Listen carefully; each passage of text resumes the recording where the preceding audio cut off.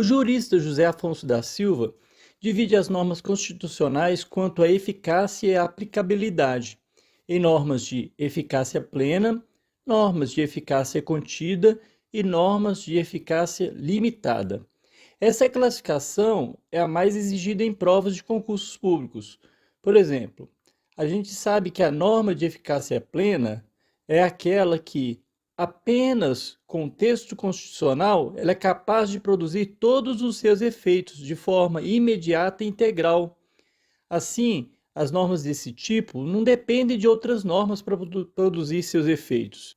Por isso, se diz que a aplicabilidade das normas de eficácia plena é dita direta, essas normas podem ser aplicadas diretamente, não precisando de outras normas para viabilizar a sua produção de efeitos.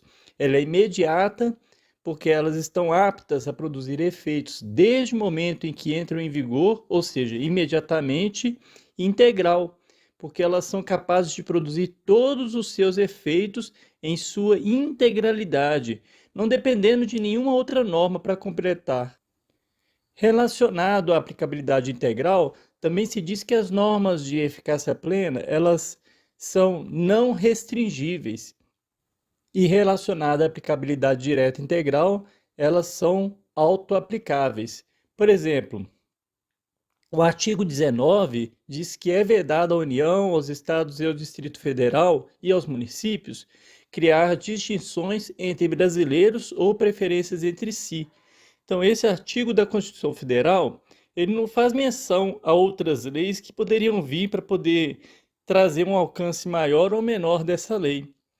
Apesar de as normas de que nós estamos tratando não precisarem de normas para que possam produzir efeitos, é possível, lógico, que haja alguma norma regulamentadora sobre o assunto, isso não impede.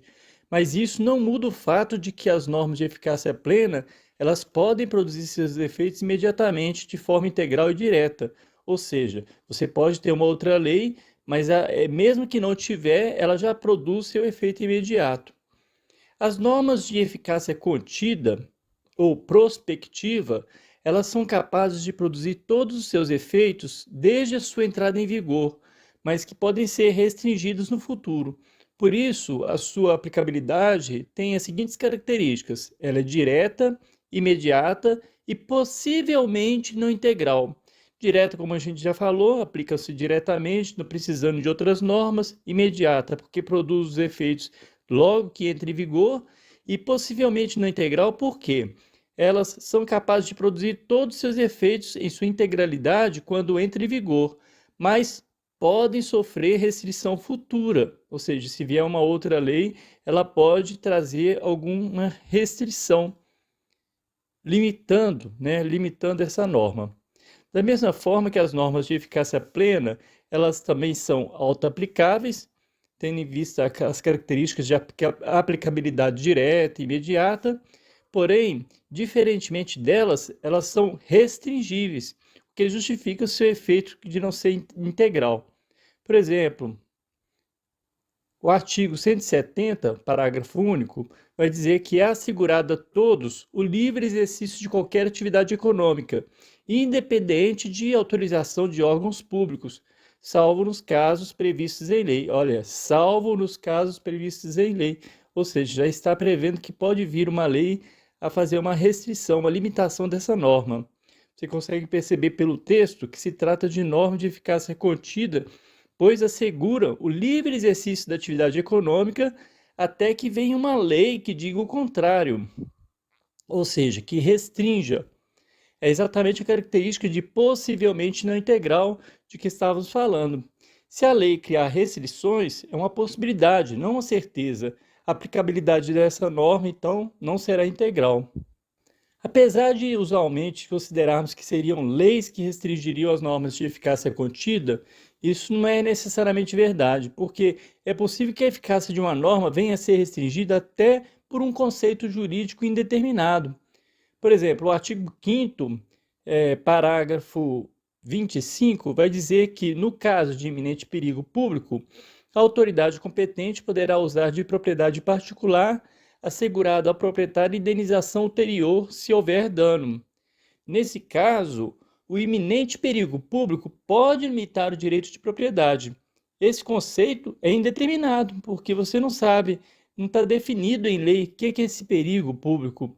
Assim, a avaliação do caso concreto vai permitir dizer o que é o iminente perigo público. Agora, as normas de eficácia limitada, elas não estão aptas a produzir todos os seus efeitos sozinhas. Elas sempre dependem de uma complementação por outro ato normativo. Por isso, sua aplicabilidade, ela é indireta, ela é imediata e é reduzida. Então, tudo negativamente, né? Indireta porque ela não pode ser aplicada diretamente, necessita de outras normas.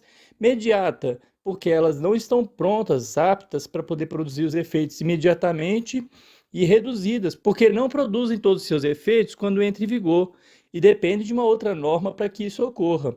Possuem inicialmente uma eficácia restrita e reduzida. Por essas características, a gente diz que as normas de eficácia limitada não são auto-aplicáveis. Por exemplo, na norma constitucional, a eficácia limitada é o artigo 5º, parágrafo 22. O Estado promoverá, na forma da lei, a defesa do consumidor.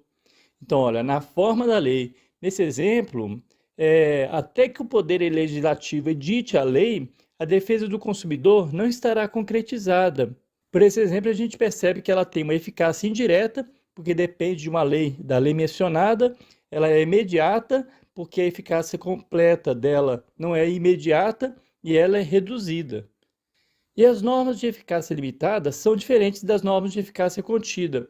Por quê? Porque as normas de eficácia contida, elas estão aptas a produzir seus efeitos de forma imediata, mas elas poderão sofrer limitações no futuro, né? Enquanto as normas de eficácia limitada dependem necessariamente da complementação normativa para que seus efeitos se tornem plenos. Então estaria aí a diferença.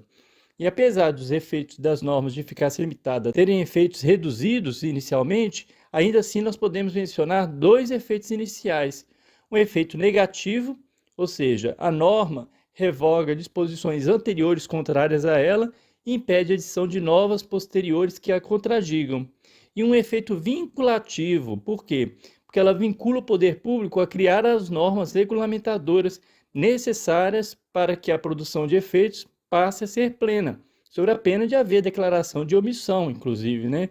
Inclusive, em alguns casos, existe um mandado de injunção para esse caso. Assim, nós dizemos que as normas de eficácia limitada possuem eficácia mínima ao entrar em vigor. Nesse sentido, a gente não pode dizer que elas não têm nenhum efeito. Tem sim. Agora, existe uma outra classificação, a de Maria Helena Diniz, que é menos recorrente em concursos públicos, mas ela pode aparecer. Ela vai dizer o seguinte, que nós temos as normas, 4 tipos de grupos: a eficácia absoluta, plena, restringível e relativa complementável.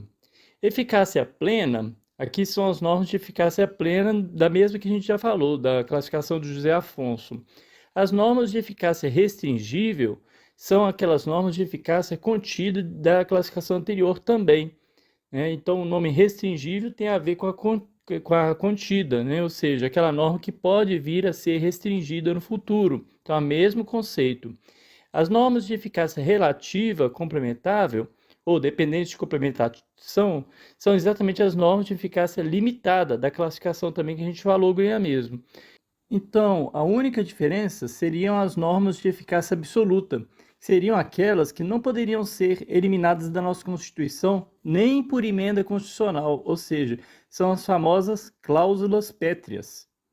Como está previsto no artigo 60, parágrafo 4º, não será objeto de deliberação a proposta de emenda tendente a abolir a forma federativa de Estado, o voto direto, secreto, universal e periódico, a separação dos poderes e os direitos e garantias individuais.